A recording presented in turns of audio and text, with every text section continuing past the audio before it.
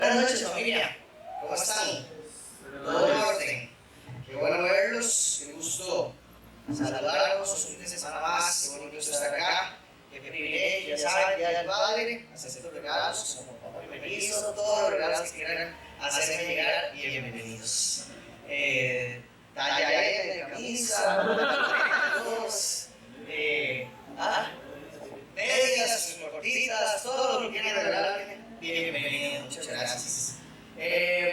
Bueno, hoy vamos a estudiar un salmo, y es el Salmo capítulo 3. Entonces vaya abriendo su Biblia en Salmos capítulo 3. Si usted no tiene Biblia, vamos a proyectarlo acá.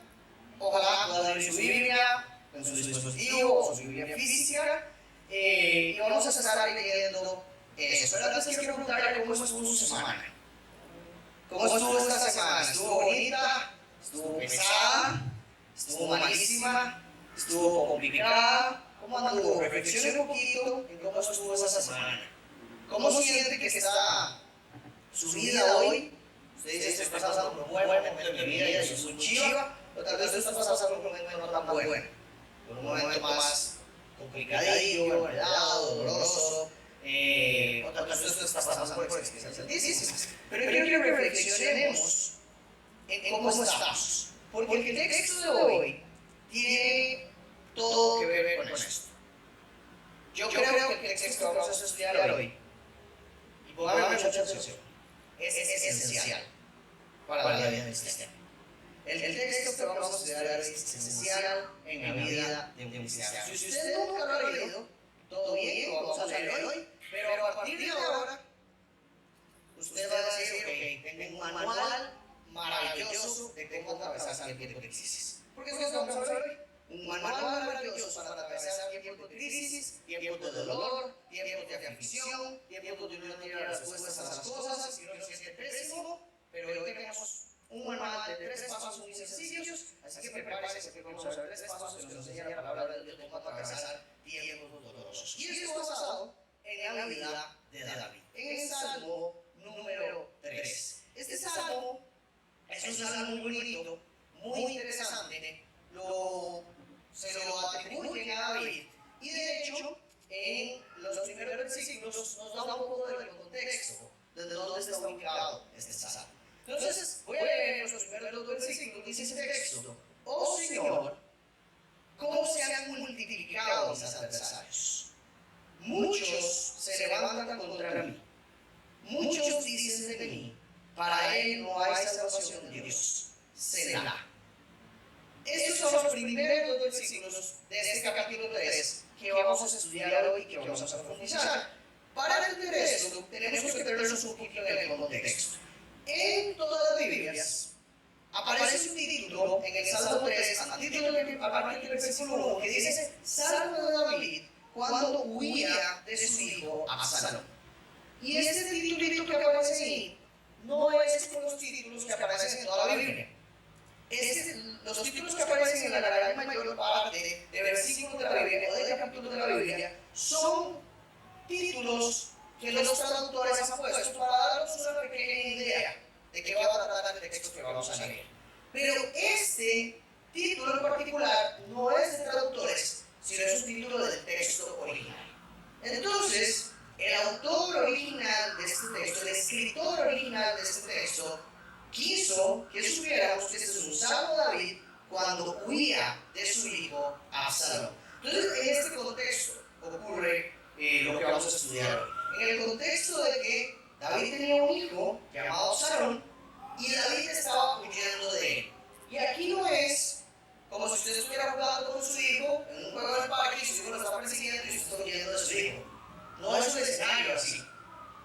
El escenario es más bien doloroso, trágico, y vamos a ver el dolor de David en estas palabras. Este texto, si usted quiere estudiarlo en profundidad, lo va a encontrar en 2 Samuel, capítulo 13, hasta el capítulo 19. Del capítulo 13 al capítulo 19 se nos describe este hecho y podemos entender por qué David está huyendo de Absalón. Pero en pocas palabras, para resumir esos capítulos, Absalón, el hijo de David, quiere matar a su papá. Absalón, el el hijo de David, quiere matar a su papá, quiere quitarle el reinado. Y entonces levanta tropas, levanta un ejército, se levanta en contra del reinado de su padre. Y en 2 de Samuel, capítulo 15, nos encontramos que David huye de Jerusalén para evitar enfrentarse con su hijo y evitar enfrentarse con todas las tropas que su hijo había levantado. Y esto lo vemos en 2 de Samuel, capítulo 15, versículo 14. Dice el texto: y David dijo a todos sus siervos que estaban con él en Jerusalén: levántense y huyamos, porque si no, ninguno de nosotros escapará de Absalón. Vayan deprisa, no sea que nos alcance pronto, traiga desgracia sobre nosotros y hiera la ciudad a filo de espada. El contexto acá es bien trágico, porque uno lo lee por encima y dice, ok, qué duro. Pero imagínense esta situación en su vida, que uno de los hijos suyos lo quiere matar. Yo creo que uno puede pasar por muchas tragedias, porque a un niño lo quiere matar, es terrible. Hoy en la mañana, Aurora se levantó a las 5 de la mañana. Nunca se levanta a esa hora. Aurora sí que se levanta como a las 8, 8:30.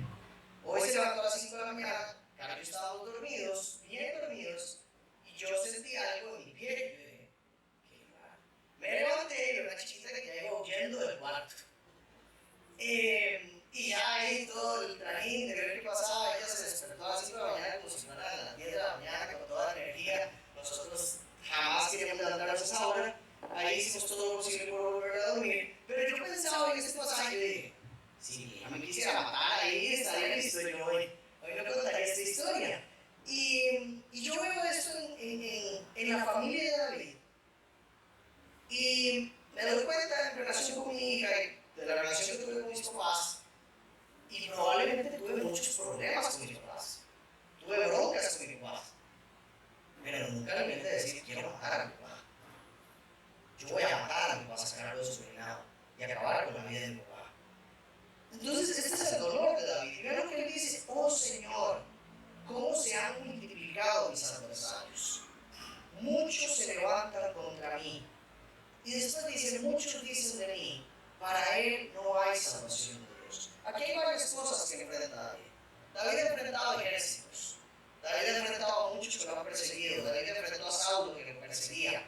Pero aquí lo está persiguiendo su propio hijo. Y es tan terrible este dolor que siente David, pero es más terrible el dolor que siente de lo que la gente decía de él. Porque ve que el versículo dice: muchos dicen de mí, para él no hay salvación de Dios.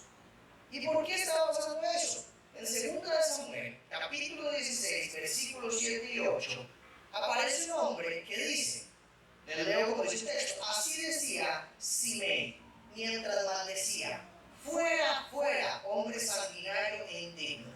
El Señor ha hecho volver sobre ti toda la sangre derramada de la casa de Saúl, en cuyo lugar has reinado. El Señor ha entregado el reino en manos de tu hijo Absalón. Aquí estás, prendido en tu propia maldad, porque eres hombre sanguinario. Las personas, o varias personas, empezaron a decir que este era el castigo de Dios sobre David, y que ya ni siquiera Dios estaba del lado de David. Entonces, por eso es que declara estas palabras: muchos dicen de mí, para él no hay salvación de Dios. David está experimentando un tiempo en el que la gente dice: Dios te ha abandonado, Dios te ha olvidado, Dios te está castigando, ya Dios no está de tu parte, tu reinado se acaba porque Dios no está contigo. Y ese es el contexto en el que está él.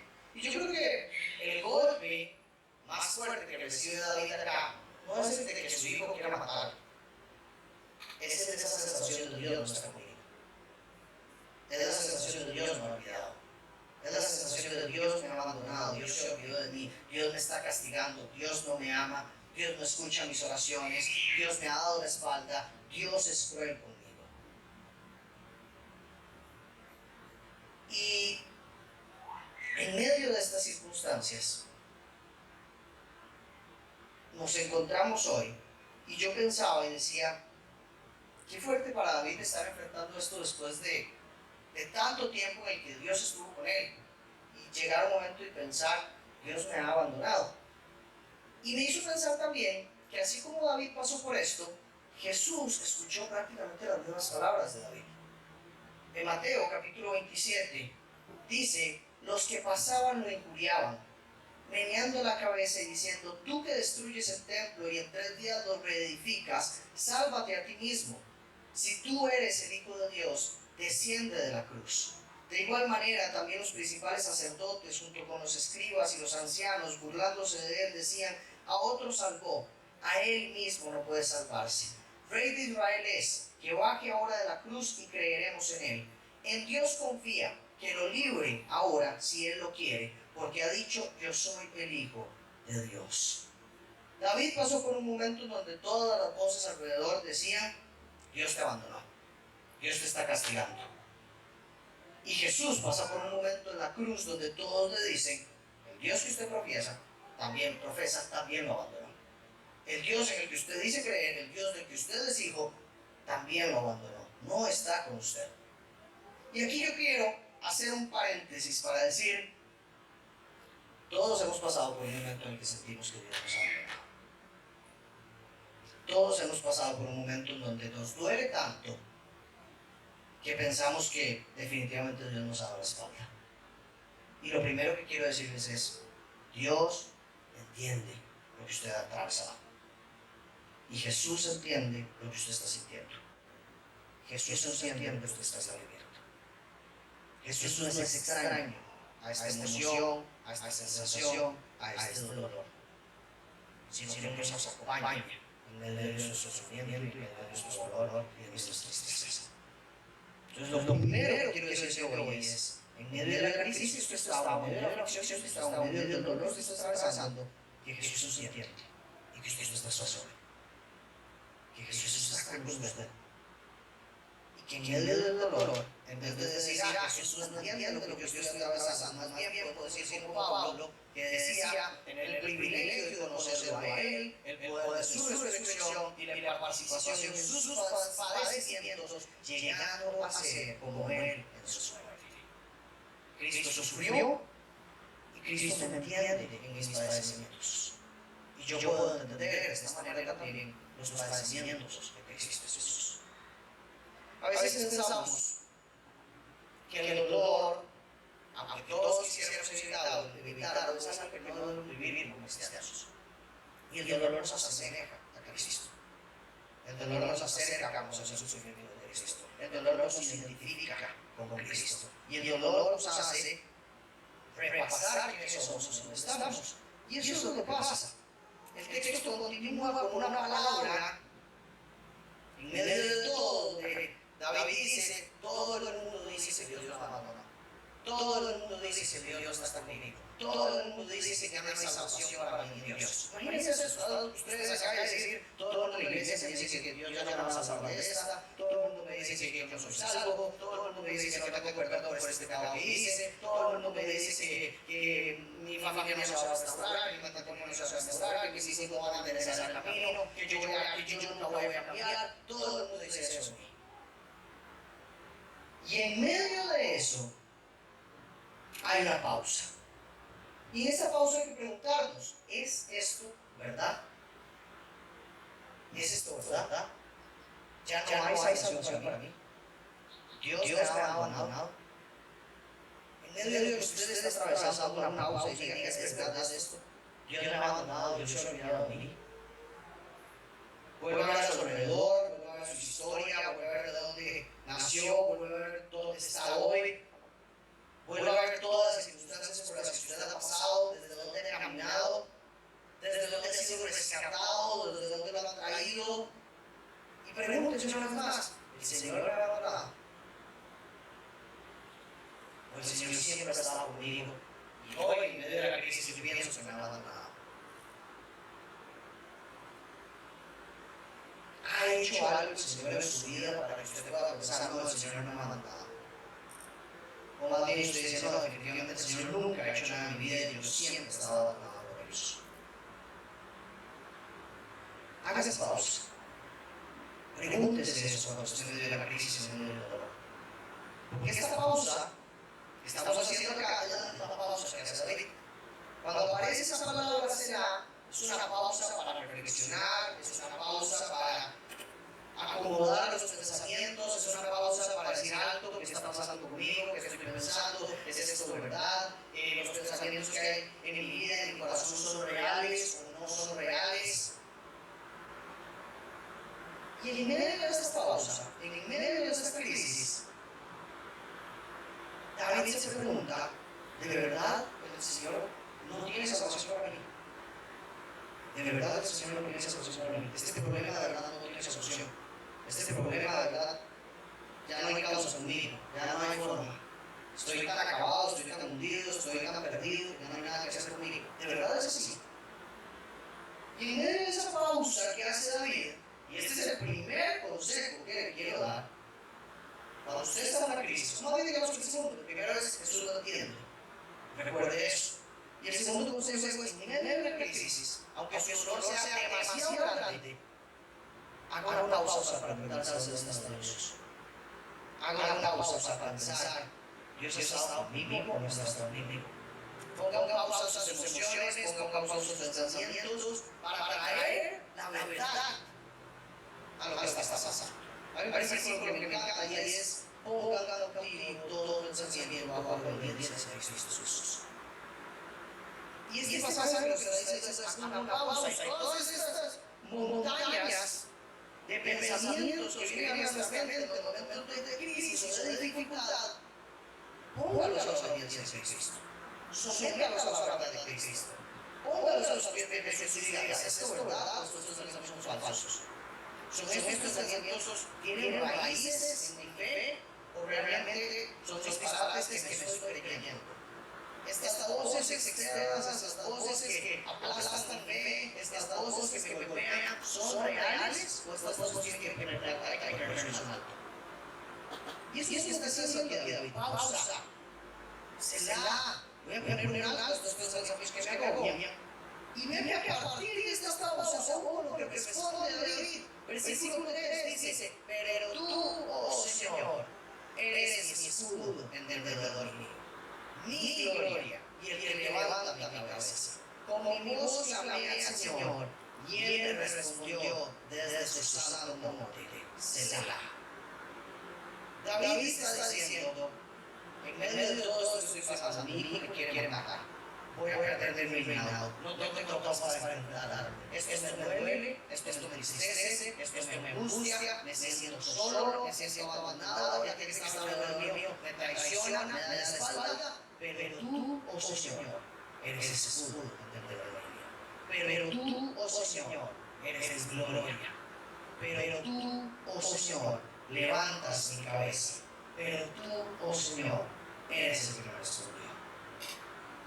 David está haciendo algo que todos debemos hacer en tiempos de dificultad. Consejo número 3. Predíquese a usted mismo. A veces nosotros tenemos esta capacidad de estar representando a todo el mundo la Biblia y predicando a todo el mundo en tiempos de crisis y ayudando a las personas y dando un buen consejo. Y a veces lo hacemos muy bien, a veces lo hacemos mal, pero a veces lo hacemos muy bien en predicar a otros. Pero a veces no nos predicamos a nosotros.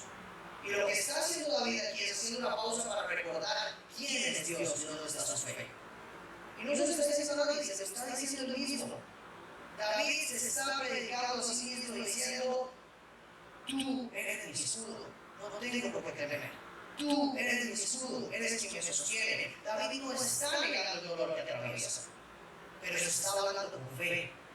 Se está hablando con la convicción de entender quién es Dios. Se está hablando con la convicción de entender que Dios es su escudo, que Dios es su gloria y que Dios es quien levanta sus palabras. Y esto no son cualquier palabra. Cuando David dice que Dios es mi escudo, está diciendo que Dios es quien me protege. Dios es mi protección. Dios es quien cuida de mí. Dios es quien me sostiene. No importa lo que diga, Dios es quien cuida de mí. Lo segundo dice: Dios es mi gloria. Y esta me encanta, porque está diciendo: yo no me glorío en mis cosas. Mi gloria no es mi reinado, mi gloria no son mis triunfos, mi gloria no es mi capacidad, mi gloria no es mi trabajo, mi gloria no es mi familia, mi gloria no es lo que yo he alcanzado. Mi gloria está en Dios, mi identidad está en Dios. Yo soy lo que Dios dice que soy. Yo soy lo que Dios quiere que sea. Y termina diciendo, Dios es quien levanta mi cabeza, Dios es quien me restaura, Dios es quien me redime, Dios es quien me levanta de la crisis, Dios es quien levanta mi cabeza para volver a caminar y seguir adelante en medio de la crisis. Este es el mensaje de hoy. Que cuando usted se sienta derribado, agobiado, derrotado, no se hable de sus emociones y del temor. Háblese desde la palabra. No se hable desde lo que estoy sintiendo. Háblese desde la palabra. Y recuerde que Dios te cuida, te rodea, te sostiene, te responde, te corrige, que te ama.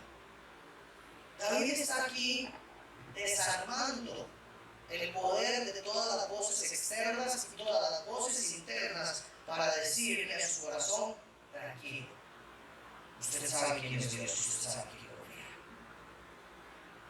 Y los tiempos son difíciles, pero Dios sigue siendo lo mismo. Y yo sé que muchas veces nosotros necesitamos hablarnos así. Y decir, Dios tiene el control de mi vida, aunque me de Dios estoy destruyendo. Dios no me desampara, aunque parezca que estoy solo. Dios me perdona, aunque parece que mi pecado imperdonable. Dios me redime, aunque mi situación parece que nadie la puede redimir. Entonces, en este tiempo, que tal vez usted no sabe hacia dónde caminar, no sabe lo que está pasando, llene su corazón de la palabra y de la fe en Dios, no de sus pensamientos, no de sus emociones. David, después de predicarse y después de decirse, Dios está conmigo, y no es verdad las cosas que estoy pensando, y no es verdad las cosas que dicen de Dios acerca de mí. Versículo 5, vean lo que dice. Yo me acosté y me dormí. Desperté, pues el Señor me sostiene. No temeré a los 10 millares de enemigos que se han puesto alrededor contra mí. ¿Cómo cambia el ánimo de David del versículo 1 al versículo 5? De estar agobiado, de estar golpeado. Ahora vemos que dice, yo me acosté y me dormí. Y este es el fruto de hablarse la verdad de la palabra. Es una paz que supera el entendimiento, es una paz que supera toda lógica. David duerme en medio de una guerra. ¿Cuántos a veces decimos nos acostamos pero no pude dormir toda la noche por estar pensando en todas las cosas que tengo que hacer? Me acosté pero no dormí porque pasé preocupado por mis hijos. Me acosté pero no dormí porque pasé preocupado por mis finanzas. Me acosté pero no dormí porque pasé preocupado por la torta que me jalé. Me acosté pero no dormí por X, Y, Z razón. ¿Cuántas veces nos pasa eso en la semana? Y llegamos al día siguiente peor, cansados, agobiados, de mal humor, pensando que nuestros enemigos se multiplican, los adversarios cada vez son más y que no la damos. Y que ya no la damos. A David lo quiere matar su hijo y tiene un ejército para hacerlo. Y David duerme en paz. No porque tenga una gran capacidad de relajarse y decir a mí no me importa nada, no, sino porque confía en el Señor, sino por su confianza en el Señor. Vean que aquí la situación externa no ha cambiado. David está en el mismo punto que al principio de los versículos. Lo que ha cambiado es su percepción, lo que ha cambiado es su pensamiento, lo que ha cambiado es lo que hay en su corazón. Y yo creo que para nosotros esto es muy importante, porque a veces las circunstancias no van a cambiar, pero nuestra percepción se lo puede cambiar. Una persona con una enfermedad terminal probablemente, si tú puedes hacer algo, pues probablemente su percepción no va a cambiar. Pero su percepción es acerca de esto y lo que Dios está haciendo en este momento va a cambiar. Tal vez la situación con sus hijos no va a cambiar, como en el caso de David, pero su percepción sobre esto va a cambiar. Tal vez su situación laboral no va a cambiar, la situación familiar no va a cambiar. Ojalá que cambie. Dios quiere que cambie. Le pedimos a Dios que cambie. Pero no siempre pasa. Jesús le pedía al Señor, Señor, quita de mí esta copa, quisiera pasar lo que voy a pasar, pero que sea tu voluntad. No siempre cambia esa circunstancia, pero puede cambiar nuestra perspectiva. Puede cambiar nuestro corazón. Y eso es lo que Dios quiere hacer. Dios no quiere personas que sus hijos siempre pasen por situaciones perfectas y que tengan el corazón perfecto. Si nos permite que pasemos por situaciones muy perfectas para que tengamos el corazón perfecto. Y Él va moldeando nuestro corazón y trabajando nuestra vida y nuestro corazón a través de esas circunstancias. Para que reconozcamos que Dios es bueno, nuestro tiempo bueno, Dios es bueno, nuestros tiempos malos. Y que Él es de escudo, Él es de gloria, Él es de restauración. Cuando nosotros nos alimentamos de la palabra de Dios, este es el fruto que vamos a alcanzar. Pero yo creo que es muy difícil si nosotros estamos en medio de crisis y lo que queremos estamos escuchando desde que crisis estos tiempos. Por eso les decía, este sábado es un manual. La próxima vez que usted esté en un tiempo difícil, lea esto. Estudie, desglose, vea cómo aplica su vida. Pero que la palabra de Dios nazca en los momentos de dificultad. Yo siempre lo digo esto y lo repito. Nosotros como cristianos tenemos el desafío de entender cómo se vive el cristianismo aquí y ahora. Porque a veces entendemos muy bien lo que queremos hacer del cristianismo y lo que hacemos después de este paso a la tierra. Pero a veces nos cuesta entender cómo se vive aquí, ser cristiano. ¿Qué significa? ¿Cómo Dios me ayuda aquí y ahora? ¿Cómo Dios está conmigo aquí y ahora? ¿Cómo Dios me ayuda en medio de un problema? ¿Cómo Dios me ayuda en crisis matrimonial? ¿Cómo Dios me ayuda en crisis con mis hijos? ¿Para qué sirve Dios en medio de los problemas de la vida? Y esto es una luz para las personas de esa pregunta. Dios trae paz en medio de los problemas de la vida. Dios es nuestro escudo en medio de los problemas de la vida. La vida aquí pasa de un estado de dolor, de tristeza, de angustia, de no entender lo que pasa, ahora a proclamar a Dios y a descansar en paz. Y los últimos versículos también nos da un cambio en el tono. David termina, versículo 7 y 8, diciendo: levántate, Señor, sálvame, Dios mío, porque tú hieres a todos mis enemigos en la mejilla, rompes los dientes de los impíos. La salvación es del Señor, sea sobre tu pueblo tu bendición será. Vean cómo pasa un hombre común y corriente de la desesperanza a la victoria. Aquí David no habla con un derrotado. Aquí David no habla con alguien que no tiene esperanza. Aquí David no habla como la gente dice que no hay salvación. Más bien está diciendo: la salvación está sobre mí. La salvación de Dios está sobre mí. Dios, levántate, sálvame. Eres mi salvación. Tu bendición está sobre mí. Dame tu bendición, Señor. Aquí no habla como alguien derrotado. Habla como un hijo de Dios que conoce a su padre. Habla como un cristiano que conoce que es su Dios. Clama por su salvación y conoce el carácter de Dios, que es poderoso y que es justo. David aquí no se queja, David aquí no se siente derrotado, sino que ahora más dice: yo voy a pedirle a Dios lo que Dios puede dar, salvación. Yo sé lo que Dios puede dar, yo sé lo que Dios puede, y se lo voy a pedir. Dios me puede dar salvación.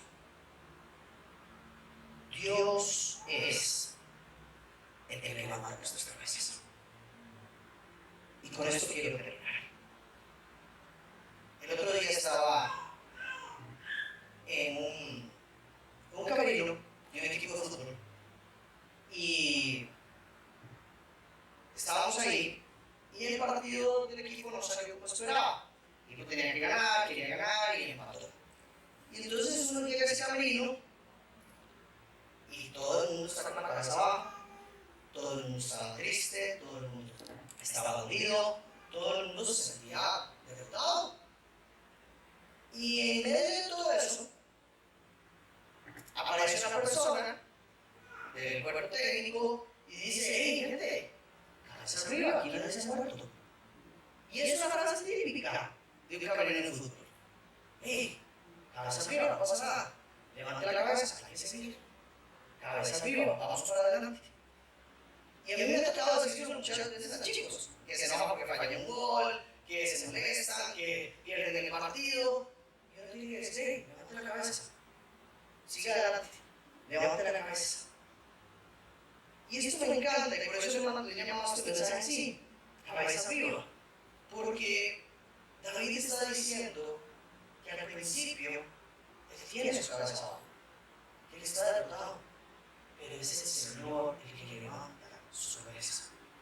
Aquí no es un entrenador el que levanta la cabeza, es Dios mismo, levantando su cabeza y diciéndole: vamos para adelante, yo estoy con vos, vamos para adelante, yo te cuido, vamos para adelante, la victoria está en mis manos, vamos para adelante, yo soy tu salvación. Y este es el mensaje para usted. Yo no sé lo que usted está pasando. Algunos sí sé. Los conozco bastante como pastor. Pero en medio de lo que usted está pasando, que puede ser muy triste, muy agobiante, muy doloroso,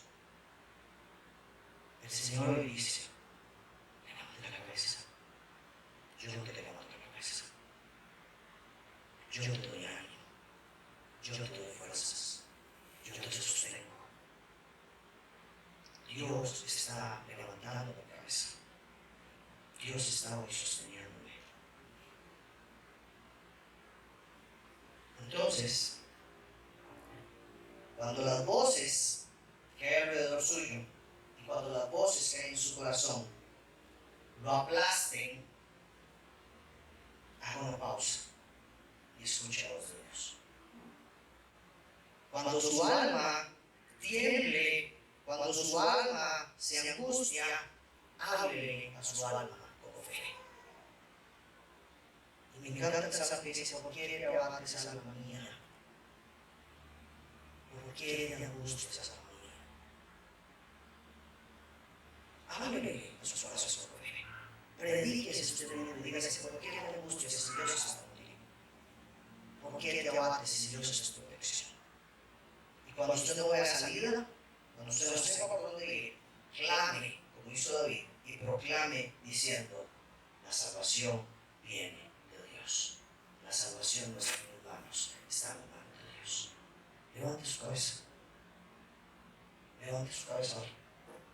Salga de aquí diciendo: yo voy a levantar mi cabeza porque el Señor tiene cuidado de mí.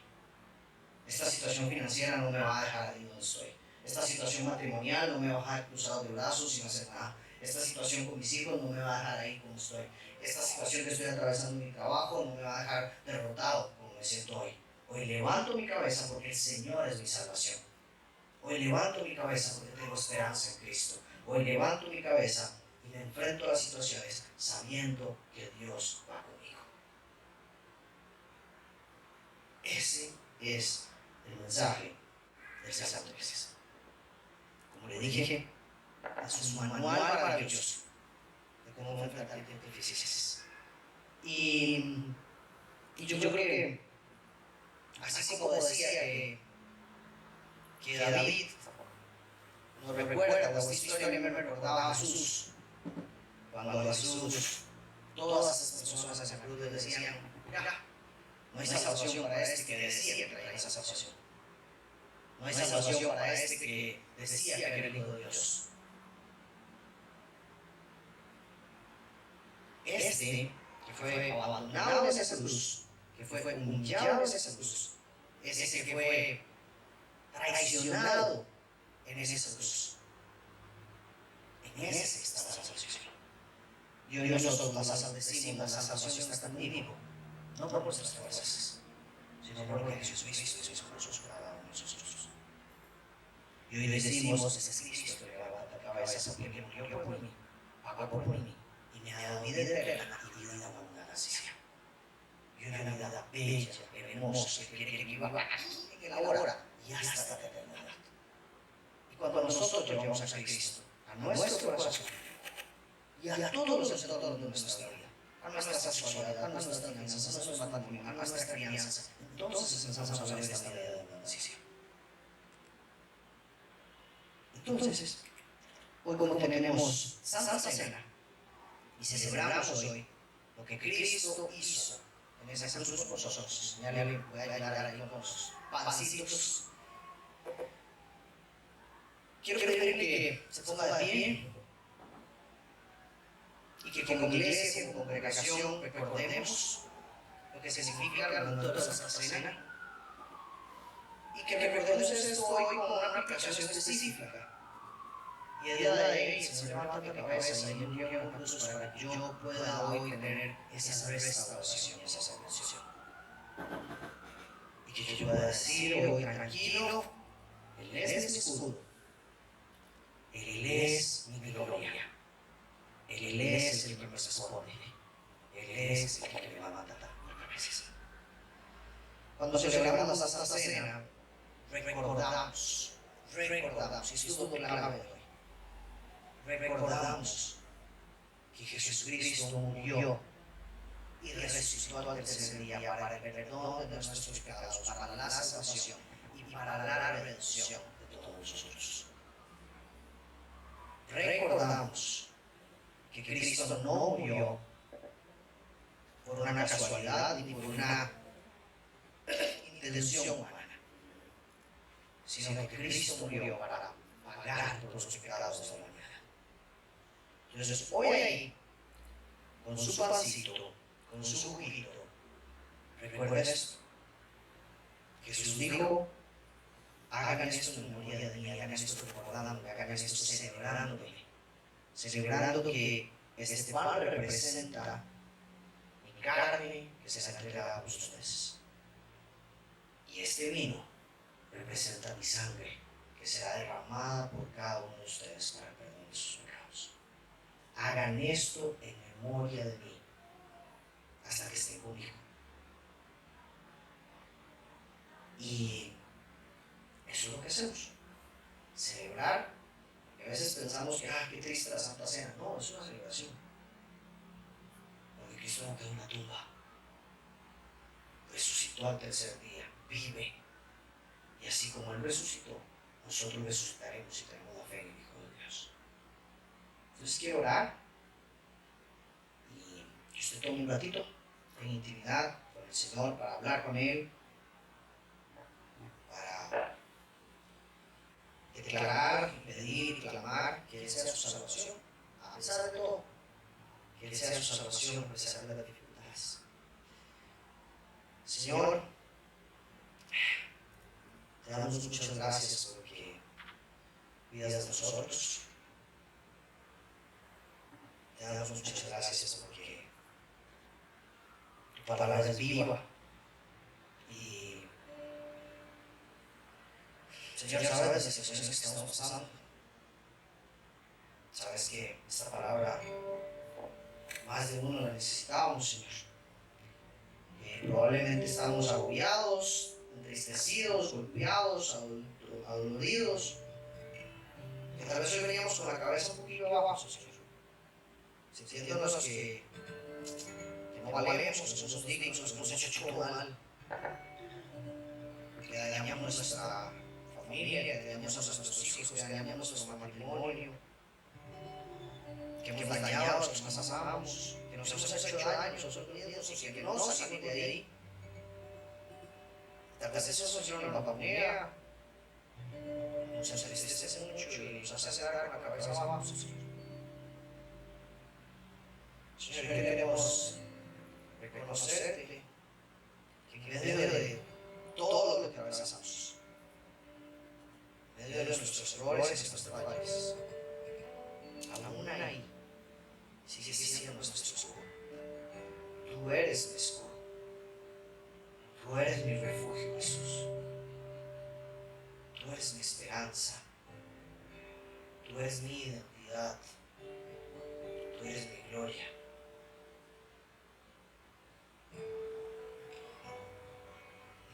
Tú eres, Señor, quien levanta mi cabeza. Tú Tú eres quien me dice, cabeza arriba, no te amo, te perdono, no te condeno, y te amo tanto que quiero que vivas una vida diferente, una vida como la que yo doy, una vida abundante, una vida de bendición, una vida de esperanza y gozo, aún en medio de las dificultades. Señor, eres mi salvación. Yo te pido perdón por mis pecados, por mis errores. Te pido que me perdones, que me limpies con tu sangre, que borres de mí mi maldad y que me ayudes a huir de ella, Señor.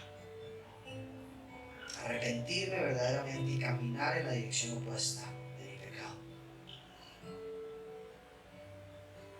Como un agradecimiento por tu salvación, Señor. Como un acto de obediencia por tu salvación, Señor. Jesús, hoy celebramos esta Santa Cena contentos, alegres y gozosos, sabiendo que hay salvación para nosotros y que aunque digan lo que digan, hay salvación para nosotros. Que no hay nadie que pueda definir nuestra salvación sino solo tú. Y creemos por fe en tu obra, en tu gracia, en tu bondad, en tu muerte y en tu resurrección. Creemos que moriste, creemos que derramaste tu sangre por el perdón de nuestros pecados. Y creemos que resucitaste y estás sentado a la diestra del Padre con una gloria eterna y absoluta, y que vendrás por nosotros para que estemos ahí contigo, reinando y gobernando en gloria. Señor, bendigo los corazones de los que estamos acá. Te pido que traigas convicción por medio de tu Espíritu Santo a nuestros corazones de tu verdad. Y que esas voces que están afectándonos a cada uno de nosotros sean calladas por el Espíritu Santo y tu verdad. Que tu verdad eche raíces en nuestros corazones. Que tu verdad dé fruto. Y que tu verdad nos haga caminar con la cabeza arriba. Celebramos este tiempo, Señor, y disfrutamos juntos de esta Santa Cena con la Iglesia. En el nombre de Jesús. Amén.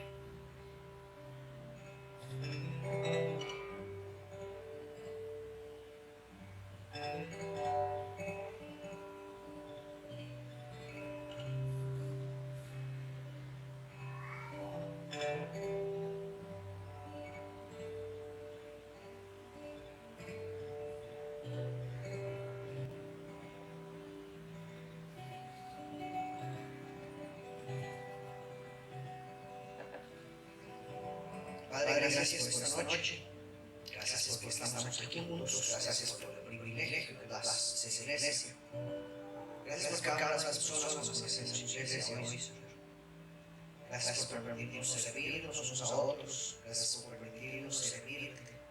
Gracias por permitirnos cantar, tocar, predicar, ordenar este lugar, preparar la Santa Cena, recibirnos unos a otros, ayudarnos a consagrarnos unos a otros. Y aquí tenemos amigos y familias. Gracias por ese privilegio.